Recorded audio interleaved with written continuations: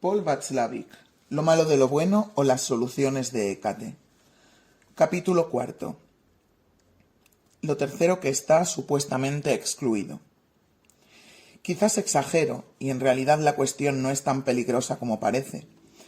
Pero no hay duda de que el mundo maniqueo, el mundo de las alternativas, caería en graves apuros si existiesen más personas del temple de Franz Bokurka de Steinhof, un pueblo de Austria. Las tribulaciones del joven Franz, que aquí solo vamos a mencionar brevemente, llegaron a su punto culminante cuando, siendo un colegial de 13 años, descubrió al borde de un jardín público un letrero que decía: «Prohibido pisar el césped, los infractores serán multados». Esto le planteó un problema que se había asomado repetidamente en el curso de los últimos años. La situación solo dejaba dos posibilidades abiertas y las dos eran inaceptables: afirmar su libertad y frente a esta represión de las autoridades y pisotear el césped y las flores con el riesgo de ser sorprendido y castigado, o dejar de hacerlo. Pero el solo pensamiento de tener que obedecer a un miserable letrero le encendía de ira por la cobardía de tal sumisión. Estuvo parado largo tiempo, indeciso, perplejo, hasta que de repente, tal vez porque nunca antes se le había ocurrido mirar las flores, se le ocurrió pensar en algo completamente distinto. Las flores son realmente bonitas. Querido lector, ¿encuentra usted que la historia es trivial? A esto solo podría responder diciendo que el joven Bokurka no pensaba así. Este pensamiento cayó sobre él como la rompiente de una ola que inmediatamente después le sube a uno como si fuera ingrávido. De repente se dio cuenta de la posibilidad de que la visión del mundo que había tenido hasta entonces podía tener otro sentido. Quiero las flores como son, yo quiero esta belleza, soy mi propia ley, mi propia autoridad, decía Bokurka una y otra vez en su interior. Súbitamente el letrero de la prohibición ya no tenía importancia alguna. El dilema maniqueo, sumisión o rebelión, se había diluido en la nada. Naturalmente el entusiasmo duró poco, pero algo había cambiado de raíz en él. Era como una melodía suave dentro de él, muchas veces casi imperceptible, pero que oía lo bastante fuerte en los momentos en que parecía que el mundo iba a hundirse de nuevo en el lodo de la alternativa.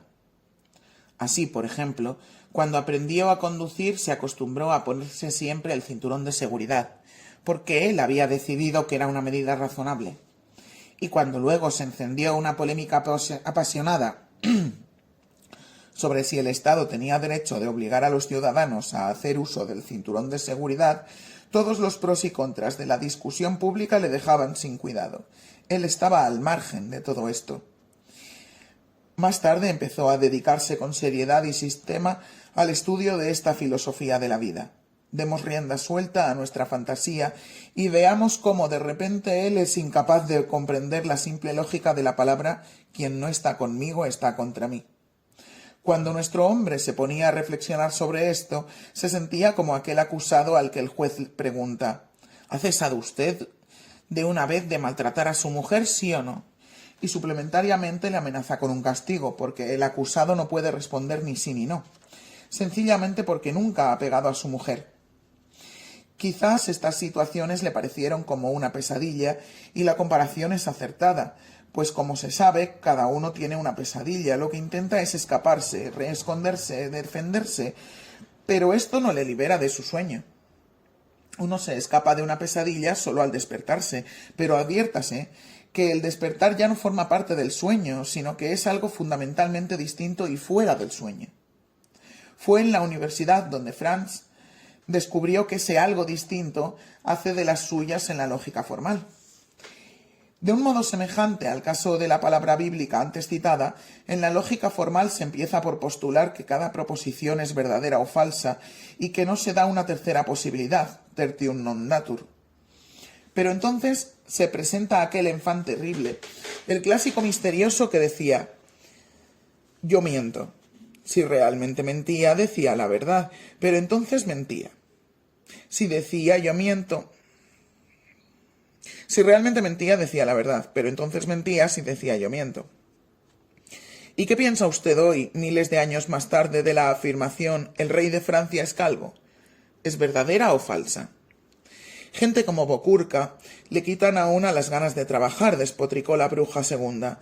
Te esfuerzas y pierdes el tiempo construyendo una situación en la que solo se dan dos posibilidades, siendo las dos soluciones clarifinantes, y el muy taimado encuentra una tercera y se sale del embrollo.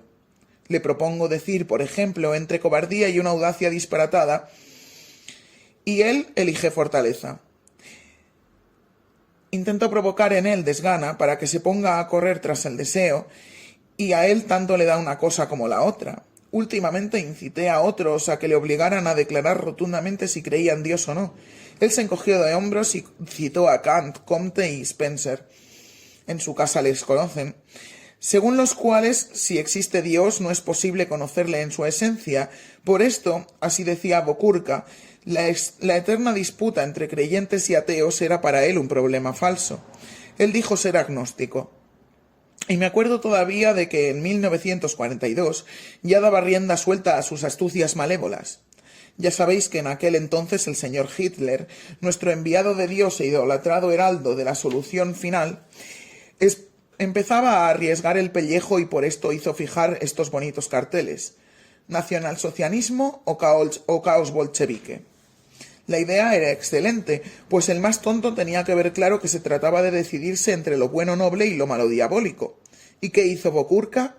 Pegó unos papelitos junto a los carteles con la inscripción: ¿alubias o judías? Santo Dios, ¿cómo se enfadaron los apóstoles del reino milenario de que alguien pusiera en ridículo su definición oficial y definitiva de la realidad? Naturalmente la broma no estaba exenta de peligro, pero creo que este Bocurca ni siquiera serviría como candidato a suicida.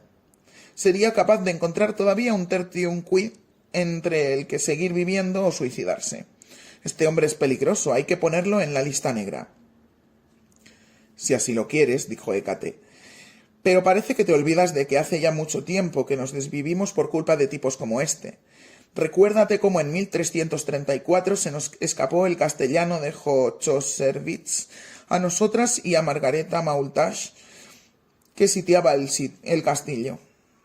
Solo les quedaba un buey y un saco de cebada, y en vez de elegir entre capitulación y morir de hambre, ¿qué hizo el bribón? Cualquier niño lo sabe. Hizo degollar el buey, rellenar su vientre de cebada y echarlo todo murallas abajo al campamento de Margareta. Esta, cuando lo vio, dijo: ¿qué sentido tiene que sigamos sitiando si tienen tanto de comer que pueden compartirlo con nosotros? Y levantó el sitio. Y en el castillo hubo gran regocijo. Naturalmente todos eran austriacos, como Franz Bocurca. Para ellos la situación es simplemente desesperada, pero no seria. Siempre desesperada, pero no seria. Así pues, según parece, el tercero excluido se da. Pero está oculto a la sombra del sentido común, para el cual el mundo se divide clara y exactamente en oposiciones irreconciliables. Lao Tse a esto no lo llama el tercero, sino el sentido eterno.